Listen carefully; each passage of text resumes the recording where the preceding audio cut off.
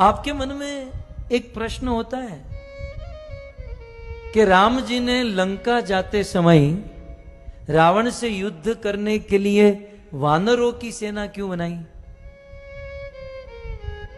कभी सोचा आपने? आपको कुछ हो रहा है विचार पंचतत्व प्रभु, कुछ मन में आ रहा है?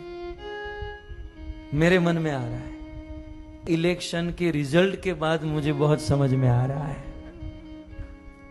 कि राम जी ने मनुष्य की सेना न बनाकर वानरों की सेना क्यों बनाई। 4 जून के रिजल्ट के बाद इतना समझ में आया कि राम जी ने अच्छा हुआ वानर की सेना बनाई, अच्छे से राम जी के साथ रहे, रावण के साथ युद्ध किए, विजय प्राप्त हुई।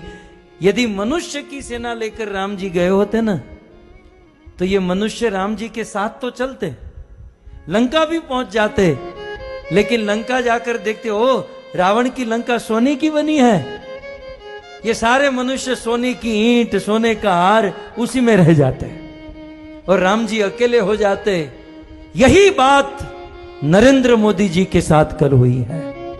सस्ता राशन चाहिए, सस्ता गेहूं चाहिए, सस्ता चावल चाहिए, उस थोड़े बहुत धन रुपये के प्रलोभन में एक साधु का साथ छोड़ दिया भारत के लोगों ने। कितना सुंदर आयोजन नरेंद्र भाई मोदी का था कि 400 से अधिक सीट आए तो आने वाले दिनों में निर्णय लेने में या परिवर्तन लाने में कठिनाई नहीं होगी।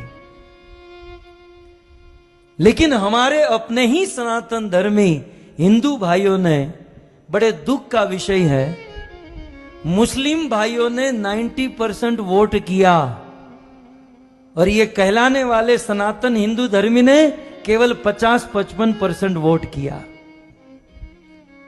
मैं आपके हाथ उंगली देखना नहीं चाहता हूं या दिखाना नहीं चाहता हूं कि हम कैसे हैं,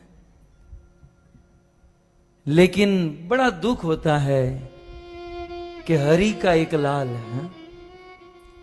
70 साल के बाद कोई एक हिंदू सनातन धर्मी, सनातन धर्मों को आगे बढ़ाने वाला, भारत का नेतृत्व करने वाला, भारत को विश्व गुरु बनाने वाला एक आदमी आया और 10 साल काम करके एक मांग रखी थी कि अब की बार 400 पार, लेकिन 300 पार भी नहीं की है। आधे लोगों ने वोट ही नहीं किया और जिन्होंने वोट किया वो प्रलोभन में फंस गए। मुफ्त का राशन मिलेगा, ये मिलेगा, वो मिलेगा। अरे राशन पानी तो भाग्य की बात होती है, यह दिन दूर नहीं।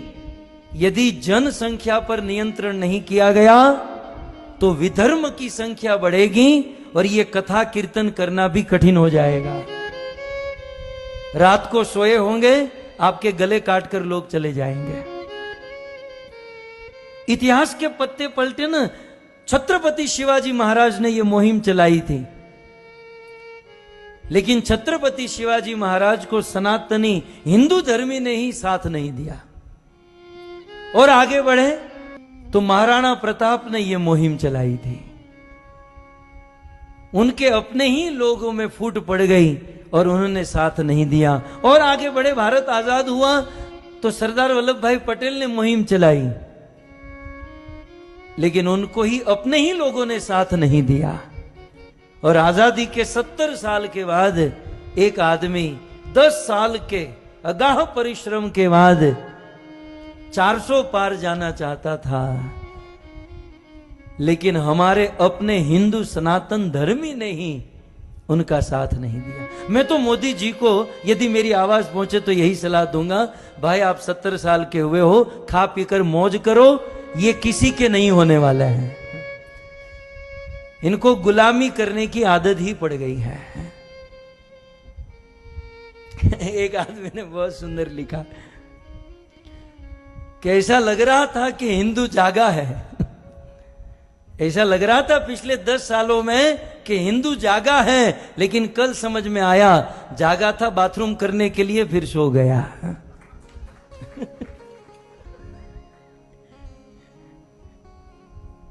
क्या हिंदू जागा है। यदि बहुमत होता तो भारत का दृश्य कुछ और होता। हम अपने आप को भारतीय मानते हैं ना, तो भारत का संविधान थोड़ा बहुत जानना चाहिए, भारत का गणतंत्र हमें समझना चाहिए, और हमें हमारी जिम्मेवारी समझकर काम करना चाहिए था। लेकिन अब क्या करें, ये प्रवचन यदि 2 महीने पहले किया होता तो अच्छा था। मैं भी अमेरिका से अभी अभी आया है? लेकिन हमें तो विश्वास था, पता नहीं ऐसा निकलेगा। एक बात याद रखिएगा, मोदी जी तो प्राइम मिनिस्टर बनेंगे, वो तो बड़ा प्रधान हो ही चुके हैं, लेकिन जो उनको निर्णय लेने हैं वो नहीं ले पाएंगे क्योंकि अल्पसंख्यक है। जो उनको क्रांति लानी वो नहीं कर पाएंगे। तो इस दौर से ये मोदी जी की हार नहीं है, ये हम हिंदुओं की सनातन धर्म की हार है, ये हम लोगों की हार है। और हम लोग वो छोटे छोटे प्रलोभन में हैं। मुफ्त का राशन मिलेगा, गैस का बाटला सस्ता हो जाएगा, तेल सस्ता हो जाएगा, હવે લઈ લો સસ્તું કરજો હવે તમે। धर्म के, इस सनातन धर्म के उजागर करने में एक बहुत बड़ी आश थी, एक बहुत बड़ा होप था, लेकिन नतीजे के बाद बहुमति से यदि मोदी जी नहीं आए तो एक हिंदू धर्म के लिए, सनातन धर्म